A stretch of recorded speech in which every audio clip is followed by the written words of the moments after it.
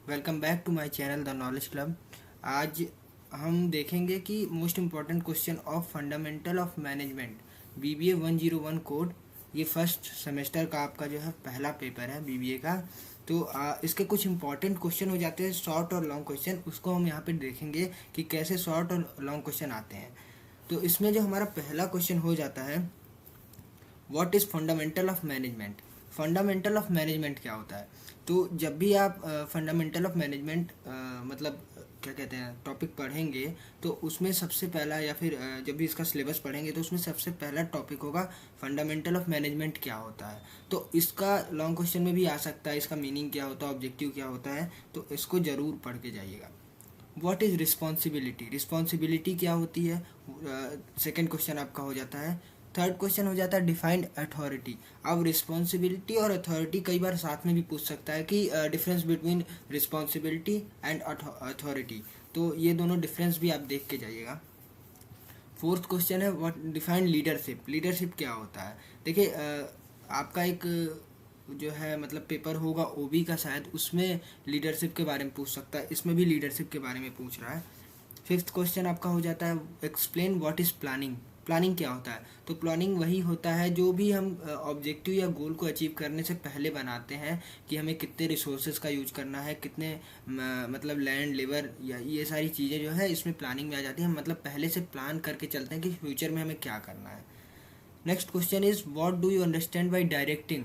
Directing, अब आप management का प्रोसेस अगर देखेंगे तो उसमें planning, organizing, staffing, directing, controlling, ये 5 प्रोसेस है, उसमें एक डायरेक्टिंग भी आता है।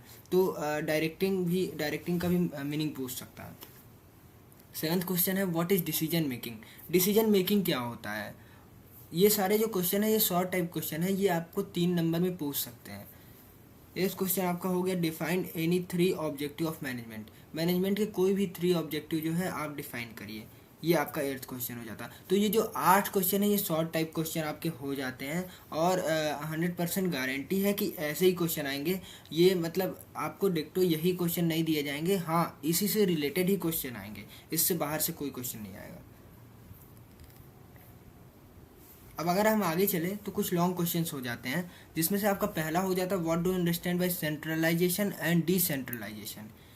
फिर से आपको मैं यही बोलूँगा कि इसमें डिफरेंस भी आ सकता है कि सेंट्रलाइजेशन और डिसेंट्रलाइजेशन क्या होता है। अगर डिफरेंस आता है या फिर ऐसा जो पहला क्वेश्चन दिया ऐसा आता है तो ये आपका 7.5 नंबर में आएगा। लेकिन अगर इसमें कुछ ऐसे पॉइंट आ जाता है कि explain advantage of decentralization and centralization या फिर मतलब और भी कुछ आ जाता है, तो वो आपका 15 नंबर का क्वेश्चन बन जाता है। Explain what is management and also explain the nature, advantage and it's disadvantage. अब देखिए यहाँ पे आपको पूछा गया कि मैनेजमेंट क्या है। जैसे मैंने आपसे यहाँ बोला था कि ये मैनेजमेंट से क्वेश्चन आपका आएगा और कुछ ऐसे क्वेश्चन में ऐड हो जाएगा, जैसे explain the nature, advantage and disadvantage. ये तीनों चीज़ अगर आती है क्वेश्चन में तो 100% 15 नंबर का क्वेश्चन आएगा वो, और इसको आप ज़रूर पढ़ के जाइएगा क्योंकि ये एक ऐसा क्वेश्चन है जो आएगा ही आएगा। थर्ड क्वेश्चन है explain the concept of leadership, it's concept of leadership, it's concept and it's style. मतलब कि ये पूछ रहा है कि लीडरशिप का कॉन्सेप्ट क्या होता है, इसकी स्टाइल क्या होती हैं, ये सारी चीज़ें आप बताएंगे। तो लीडरशिप वही होता है कि जो दूसरों को इन्फ्लुएंस करता है, मोटिवेट करता है किसी एक पर्टिकुलर गोल को अचीव करने के लिए। और इसके कुछ स्टाइल हो जाते हैं, इसके कुछ थियोरी भी होती हैं। लीडरशिप स्टाइल, लीडरशिप थियोरी होते हैं, आपको पता ही होगा। लीडरशिप थियोरी जो है ओबी में होता है। नेक्स्ट आपका हो जाता है explain how many type of communication, कितने तरह के कम्युनिकेशन होते हैं।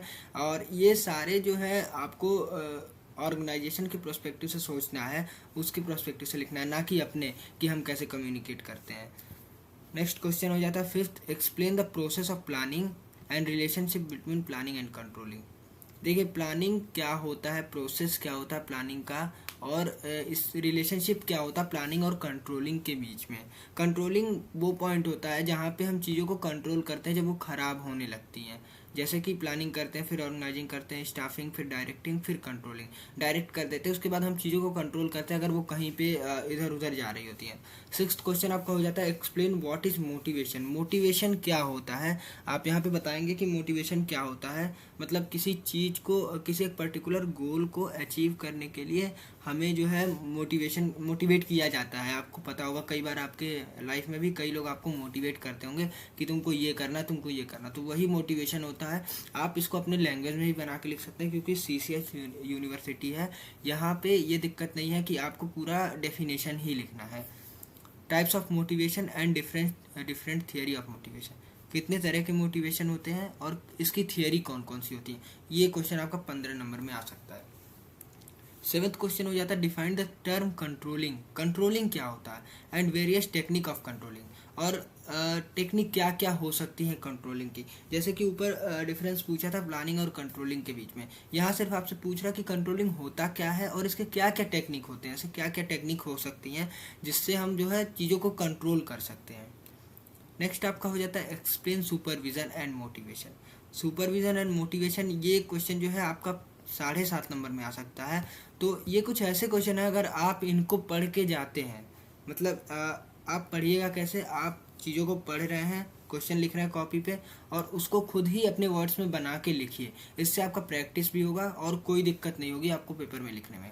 फिर से मैं यही कहूँगा कि अगर 3 नंबर का क्वेश्चन है तो ज़्यादा से ज़्यादा 1.5 से 2 पेज में, ज़्यादा से ज़्यादा 1.5 से 2 पेज में।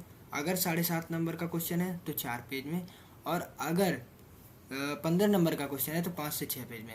एक चीज़ और बता रहा हूँ आपको कि CCS यूनिवर्सिटी में आपको सिर्फ मतलब ऐसे नहीं है कि कॉपी एक एक पेज कोई देख के चेक करता है। हाँ, ये ज़रूर देखते हैं कि कॉपी में लिखा कितना, तो जो जितना भी पेज भरता है उतना नंबर उसको मिलने का चांस रहता है। CCS में ऐसा है। तो आप एक बार ज़रूर कोशिश करिएगा कि आप कॉपी पे खुद लिखिए ताकि आपको प्रैक्टिस हो डेली और आप जाके वहाँ पे आसानी से लिख सकें। तो इस वीडियो को शेयर कर दीजिएगा अपने दोस्तों तक, और हमारे चैनल को अगर सब्सक्राइब नहीं किया तो सब्सक्राइब कर दीजिएगा, वीडियो को लाइक कर दीजिएगा। Thank you.